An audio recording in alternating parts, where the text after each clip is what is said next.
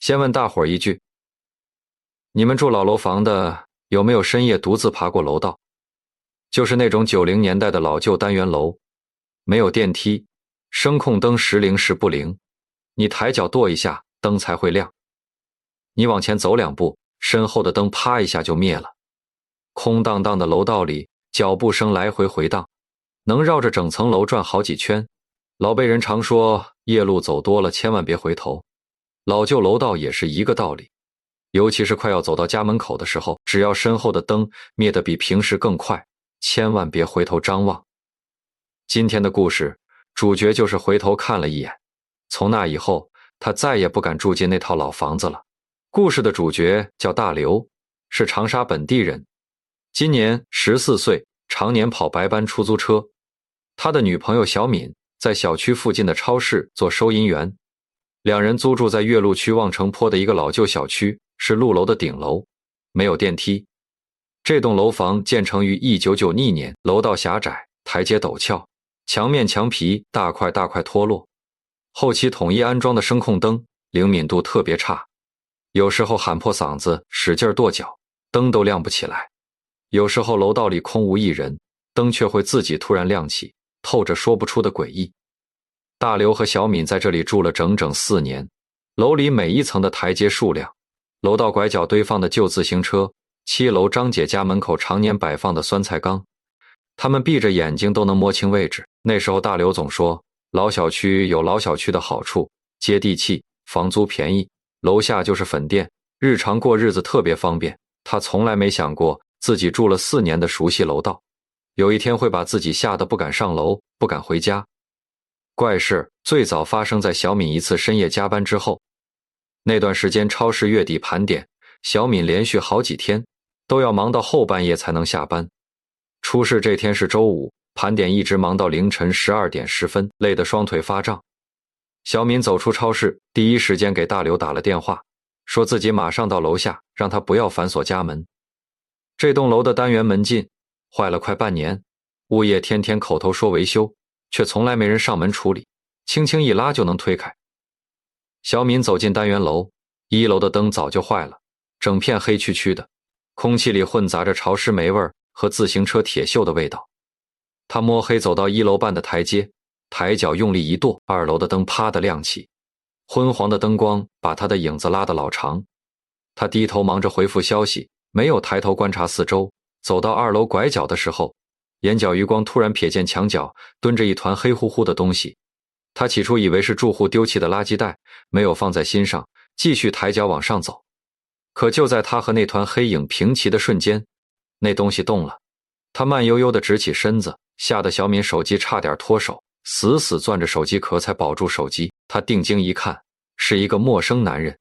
对方一身黑衣、黑裤子、黑外套，头上还戴着帽子，全程背对楼道外侧，脸紧紧贴着墙面。站起身之后，他没有回头，没有说话，只是低着头贴着墙根，从小敏身边缓缓往下走，脚步轻得离谱，几乎听不到半点声响。小敏当场浑身发麻，愣在原地不敢动弹。直到男人走到1楼半的拐角，他才回过神，对着楼下怒骂了一句，却没有得到任何回应。那一刻，他双腿发软，死死抓着楼梯扶手，一口气狂奔冲上6楼，掏钥匙开门的时候，手抖得厉害，反复插了4次，才对准锁孔。回到家，小敏立刻把刚才的遭遇告诉了大刘。大刘第一时间并没有当回事儿，他下意识觉得只是某个租户喝多了蹲在楼道醒酒，或是外卖员躲在楼道抽烟。老小区租户杂乱，各行各业的人都有，这种情况不算稀奇。大刘常年跑夜班出租，半夜什么样的怪人怪事都见过，喝多了蹲路边呕吐的，吵架蹲马路边痛哭的，比比皆是。他随口安慰小敏，大概率是租户喝醉走错楼层，蹲在墙角缓一缓。可小敏立刻反驳，说那个人身上没有半点酒味，走路步伐平稳，没有丝毫摇晃，而且全程背对人群，连一丝侧脸都不肯露出。大刘只当是女生胆子小，容易多想，还打趣说对方大概率是脸上有瑕疵，不好意思见人。嘴上这么说，当天夜里起夜，他还是扒着猫眼往外看了许久，楼道里漆黑一片，声控灯没有亮起，四周安安静静，什么异常都没有。从这之后，只要小敏上晚班，大刘都会提前下楼接她。可奇怪的是，只要大刘在场，楼道就干干净净，空空荡荡，连个人影都看不见。这让大刘更加笃定是小敏心理作用，看花了眼。小敏因为自己的遭遇不被相信，赌气郁闷了2天，大刘还哄她，等发了工资就买防狼喷雾，让她随身带着壮胆。那时候的大刘完全想不到，这件事根本没有结束，接下来的遭遇一次比一次诡异吓人。咔天之后，小敏再次上晚班，怪事第2次出现。这次她心里格外警惕，走到单元门口，先给大刘发了消息，让他在家等候。她用力跺脚，点亮1楼、2楼的声控灯，确认楼道空旷无人，才小心翼翼往里走。2楼拐角空空荡荡，没有任何异常。小敏刚松了一口气，走到10楼拐角时，瞬间浑身汗毛直立，头皮发麻。那个黑衣男人又出现了，他保持着一模一样的姿势，蹲在西楼墙角，背对外侧，面朝墙面，一身黑衣蜷缩在角落，不仔细看就和堆积的旧纸箱融为一体。小敏大气不敢出，紧紧贴着另一侧墙根，踮着脚尖慢慢往上挪，刻意不发出半点脚步声。就在他侧身走过男人身边的瞬间，对方再次缓缓站起。小敏余光瞥见动静，吓得闭眼屏息，手指死死攥着手机，差点直接拨打110。和上次一模一样，男人全程沉默不语，不靠近，不触碰他，只是低着头慢慢往楼下走去。等对方走下去2层台阶，小敏才敢放开手脚，狂奔冲上6楼，用力拍打家门。大刘开门的瞬间，他直接扑进屋里，当场吓哭了。这一次大刘再也不敢说他眼花多虑，他立刻从厨房拿出活动扳手，快步冲下楼，想要抓住这个人，问清楚对方的目的。大刘从6楼追到1楼，全程不过半分钟，楼道里空空如也，连个人影都找不到，单元门依旧虚掩着。小区路灯昏黄昏暗，楼下道路空旷，没有半个路人。他绕着单元楼、树丛、自行车棚全部排查了一遍，依旧一无所获。那个男人就像走进楼道之后凭空消失了。回到家里，小敏哭着说出了最让人后背发凉的规律：第一次在2楼，第2次在盖7楼，对方一层一层往上挪，下次大概率就会靠近5楼，6楼直接到家门口。大刘嘴上不停安慰小敏，心里却早已满心嘀咕，惶恐不安。老小区楼道只有一条通行路线，上下必经台阶，自己全速下楼追赶，短短几十秒，对方根本来不及跑出单元楼，更不可能凭空消失。对方不劫财，不劫色，只是深夜蹲在楼道拐角，等人路过就默默下楼，所有行为都诡异至极。当天夜里，大刘彻夜未眠，总觉得门外楼道有细碎脚步声，每隔一会儿就扒着猫眼查看，整夜心神不宁。第2天一早，大刘立刻赶往小区物业，想要调取楼道监控。小区物业只有1位看门老头，兼顾收费，简单维修工作，平日里很难找人。大刘特意买了1包芙蓉王香烟，才说动老头帮忙调录像。物业监控室狭小潮湿，满是霉味儿。监控显示器泛黄老旧，画面模糊不清。老头一边快进录像，一边念叨：老小区监控设备老旧，能拍到人影就不错，根本看不清人脸。大刘把2次遭遇的准确时间全部告知老头。监控画面调出来的瞬间，大刘后背彻底冰凉，浑身发冷。第一次凌晨12点47分，小敏走进单元门。监控画面里，他身后前后20米范围空无一人，没有任何尾随身影。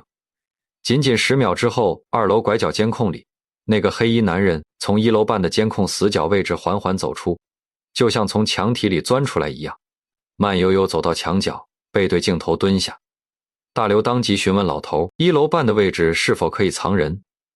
老头解释，这里早年是杂物间，后期封闭闲置，向内凹陷的空间堆满旧扫把，破桌椅刚好处于监控盲区，藏一个人完全绰绰有余。第二次的画面更加诡异惊悚。小敏还未走进单元门，看楼拐角的监控里，那个男人就已经提前蹲在角落等候。他根本不是尾随小敏上楼，而是提前就位，守在楼道里。后续几次监控画面能清晰看到对方不断上移蹲守楼层，最后一次直接蹲在了5楼拐角。小敏走到4楼半的位置时，男人缓缓站起，侧身抬手，直指6楼的方向，随后才低头下楼。抬手的瞬间，监控拍到了他的半张侧脸，年纪约莫40到50岁，身形消瘦，颧骨突出，头发花白，脸色惨白。最怪异的是，他的左手全程僵硬下垂，一动不动，走路只靠右手摆动发力，左手全程拖着不动，格外反常。大刘在这栋楼住了4年，邻里街坊基本都脸熟，却从来没见过这个男人。对方逐层上移，直指6楼的举动，让他心里的不安达到了顶点。老头抽着烟，沉默许久，劝大刘最好先搬出去暂住几天。这栋楼早年出过事，只是年代久远，具体细节他也不清楚。听完这话，大刘心里咯噔一下，彻底明白这根本不是普通变态骚扰，事情远比想象中复杂。他不敢把监控的诡异画面全部告诉小敏，怕彻底吓坏他，只谎称监控没拍清人脸，以后自己每晚准时接他下班。可他万万没想到，当天夜里自己就亲身撞上了怪事。那天大刘跑晚班出租，凌晨可点多收车。往常收车回家，他都是大大咧咧，哼着歌上楼。可这天刚进小区，就感觉气氛格外诡异，四周安静的吓人。平日里凌晨收摊的夜宵声响，街边的狗叫声全部消失不见，整片区域死寂一片。单元门依旧虚掩着，推门的瞬间，一股潮乎乎的冷风扑面而来。他抬脚跺脚，1楼的灯彻底损坏，毫无反应。他只能打开手机手电筒，照着台阶一步步往上走。他走过1层，身后的灯就亮起1层。往前走几步，身后的灯就逐层熄灭，往日稀疏平常的场景。此刻听的人头皮紧绷，身后接连不断的灭灯声，搭配着若有若无的脚步声，让他总觉得有人踩着自己的脚步，紧紧跟在身后。那脚步声极轻，他停，对方也停；他走，对方也走，始终和他保持半层楼的距离。走到4楼时，大刘猛地停下脚步，厉声喊话。楼道里只有嗡嗡的回声，没有任何人应答。他拿着手机光柱往下照射，台阶、扶手空空荡荡，什么都没有。极致的恐惧瞬间笼罩全身。他攥紧手机，快步往上冲刺。抵达5楼拐角时，手电筒的光柱一闪，他清晰看见一抹黑色衣角，快速缩进墙体拐角后方。大刘脑子一热，抄起楼道堆放的旧拖把，立刻冲了过去。可拐角后方空空如也，墙面干净整洁，没有半点脚印痕迹，唯独原本堆在角落的旧纸箱，通体潮湿，纸箱表面有一个浅浅的人形蹲痕，一看就是刚刚有人蹲坐过。大刘站在原地大口喘气，后背的汗水彻底浸透衣衫，寒意从脚底直冲天灵盖。他不敢再多停留，用尽全身力气冲上6楼，开门进屋后立刻反锁房门，扣紧防盗链，还搬来鞋柜死死抵在门后。那一整晚，他客厅灯火长明，硬生生在沙发上坐了一整夜。这一刻，他终于彻底体会到了小敏的恐惧，不是胆子小，是这种被人暗中窥视、无声尾随的感觉太过煎熬。你看不见对方的身影，却清晰知道有一个人一直守在门外的楼道里，一层一层往上靠近。无声等待天亮之后，大刘下定决心，一定要查清这栋老楼的过往旧事。他第一个想到的是对门路02的张姐。张姐在这栋楼住了将近10年，楼里所有住户的过往发生过的大小事，她几乎全部知晓。第二天清晨，大刘敲响了张姐家门。张姐刚买菜回来，看到她双眼通红，满脸憔悴，不修边幅的模样，一眼就看出她遇上了事。大刘把连日来的诡异遭遇、监控拍到的画面一五一十全部道出。听完之后，张姐手里的菜篮子差点脱手落地，满脸凝重地开口询问：那个人是不是身形瘦高，左手僵硬不动，走路一瘸一拐？大刘连忙点头，和监控画面里的人一模一样。张姐长叹一口气，缓缓道出了尘封多年的往事。你们租住的601房源，早年的房主叫吴建国，街坊邻居都喊他老吴，年纪将近70岁，退休前在本地机床厂工作。老吴一辈子命苦，老伴儿早早离世，他独自一人辛苦拉扯儿子长大。可他的儿子小吴生性顽劣，不懂事，将近40岁，没有正经工作，常年在外游荡赌博，欠下巨额外债。没钱还债时，他就回家逼迫老吴索要退休金，不给钱就砸东西，大吵大闹。父子二人的争吵常年贯穿整栋楼栋，半夜的争吵声、摔砸声，整栋楼的住户都能听得清清楚楚。印象最深的是6年前的冬天，天降大雪，天气极寒，父子二人爆发了有史以来最激烈的争吵。当时邻居们都听见老吴嘶吼：你敢动这套房子，我就死在你面前。紧接着传来哐当一声巨响，像是重物砸中人体的声响。之后整栋楼瞬间陷入死寂，再也没有半点动静。第二天，儿子小吴直接消失不见，老吴也闭门不出，再也没有露面。邻居们都以为父子二人和好如初，没有放在心上。整整1周过去，始终没人见过老吴出门买菜。走动张姐和楼下邻居放心不下，多次敲门无人应答，只能选择报警。警方破门而入后，屋内空空荡荡，老吴人影全无，身份证、行李、衣物全部留存。厨房锅里还有半碗没吃完，已经发霉的剩饭，老吴就这么凭空消失，活不见人，死不见尸。警方多方排查无果，最终按失踪人口立案处理。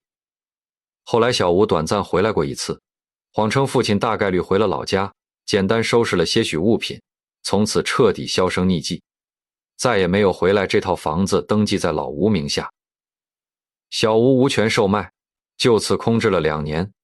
后续因为老吴拖欠银行贷款，房屋被法院查封拍卖，几经转手，最终被中介租给了大刘和小米。讲到这里，张姐又说出了一个无人知晓的隐秘细节。就在大刘二人搬来前1个多月，也是一个深夜，他老伴突发高烧，他下楼买药，走到5楼拐角时，迎面撞见了小吴。彼时的小吴身形消瘦，头发花白大半，左手耷拉僵硬，走路一瘸一拐，右手提着一个黑色塑料袋，状态诡异。张姐当时十分诧异，开口和他打招呼，可小吴眼神呆滞，毫无神采，木讷地说了一句话：张姐，我爸没带钥匙，我回来给他开门。寒冬深夜，地上结着冰，他连个脚印都没留下。大刘听完张姐说的话，浑身冰凉，跟站在冰窖里似的。他脑子里把所有事串起来了。老吴跟儿子吵架之后失踪了，活不见人，死不见尸。小吴当年吵架的时候被老吴拿东西砸中了，左边身子落了残疾，左手不利索，走路也瘸。现在他回来了，他不偷东西，不抢东西，就天天半夜蹲在楼道里，一层一层往上挪，挨层摸门牌号，找陆灵义。他找陆灵义干啥？张姐说他是回来给他爸开门，可他爸去哪儿了？6年前那场架之后，老吴到底是走了，还是根本就没走出这套房子？他不敢往下想。当天他就去派出所报了警，把监控录像拷给了警察，说有人半夜蹲楼道骚扰他们。警察来了，2民警跟着他在楼里转了一圈，又去物业看了监控，说这人确实可疑，但没偷没抢，也没造成实质伤害，没法立案，只能说加强巡逻，有情况再打电话。他也知道警察没说错，可他心里不踏实。一个消失了6年的人突然半夜回来，天天蹲他家楼道里，一层一层往上找，摸到他家门口，摸他家门牌号。他想干啥？他是想进来找他爹，还是想干啥别的？他当天就给中介打了电话，说房子他不租了，押金他可以不要，他马上就搬。中介还不愿意，说他违约，要扣2个月房租。他当时直接火了，说这房子是凶宅，以前房主失踪了，现在有人天天半夜蹲门口。你不跟我说清楚，我不光要退押金，我还要告你隐瞒房屋情况。中介一听他知道底细，立马软了，说可以商量。最后押金全退了，还多给了半个月房租当补偿。他当天就找了搬家公司，啥都没收拾，先把小敏接到她闺蜜家去了，自己盯着搬家公司搬东西，一天都不想多待。搬家那天是个阴天，没太阳，楼道里阴沉沉的。大刘搬最后一趟东西的时候，在陆01的门框上面，就是门牌号正上方的墙缝里发现了一样东西。他扛着最后一个箱子出门，随手带了一下门，抬头的时候，眼角余光扫到门框上面有个亮闪闪的东西。他放下箱子，踩着台阶够了一下，是一把旧钥匙，铜的都磨亮了，用透明胶带贴在墙缝里，不抬头仔细看，根本发现不了。他捏着那把钥匙手都抖了。张姐以前跟他说过，老吴记性不好，总忘带钥匙，就常年在门框上面藏一把备用的。楼里好多老人都知道这习惯，所以这把钥匙是老吴当年藏在这儿的，还是说是小吴回来之后贴在这儿的？他说他爸出门没带钥匙，他回来给开门，他找不着钥匙，就蹲在楼道里等。等他爸回来，他站在门口盯着那把钥匙看了半天，心里头说不上是什么滋味，说害怕吧，有一点，但更多的是堵得慌。父子俩为了套房子吵到最后，一个失踪，一个半残。6年了，儿子还在找，还在等他爸开门。他没把钥匙带走，也没扔。他找了块砖头，把钥匙压在了门口脚垫下面。他不是要找钥匙开门吗？给他放这儿，他愿意等就等吧。他不住了，他惹不起，他躲得起。搬完最后一趟东西，他锁上门，把钥匙还给中介，转身就走，一次头都没回。大刘两口子后来搬到了望城那边，一个新点的小区，有电梯有保安，住着踏实多了。这事儿过去快1年了，他偶尔还会跟以前的老邻居打听陆01的事儿。听说后来那房子又租出去了，是一对年轻小情侣，住了没2月也搬走了。也说半夜楼道里有动静，总觉得有人蹲在拐角。还有楼下的夜宵摊老板说，经常后半夜看见一个穿黑衣服的男人在单元门口转悠，低着头，左手垂着，手里攥着个什么东西，晃来晃去的，晃到天快亮就走了。没人知道他是不是还在找那把钥匙，也没人知道他到底是在等他爸开门，还是他爸一直在屋里等着他回来。后来他也见过一次，就在上个月，他半夜起来收衣服，往楼下一看，单元门口站着个人，黑乎乎的一团。他瞅着像小吴，就站在老吴家窗户底下，仰着头往上看，看了有半个多钟头，才慢慢走了。唉，作孽呀，父子哪有隔夜仇呢？非要闹到这个地步，人都没了，还纠结那套房子干啥呢？有人说那根本不是小吴，是老吴的魂，找不到家了，天天在楼道里转，摸门牌号找自己家。也有人说就是小吴本人，疯疯癫癫的，总觉得他爸还在屋里，天天回来等开门。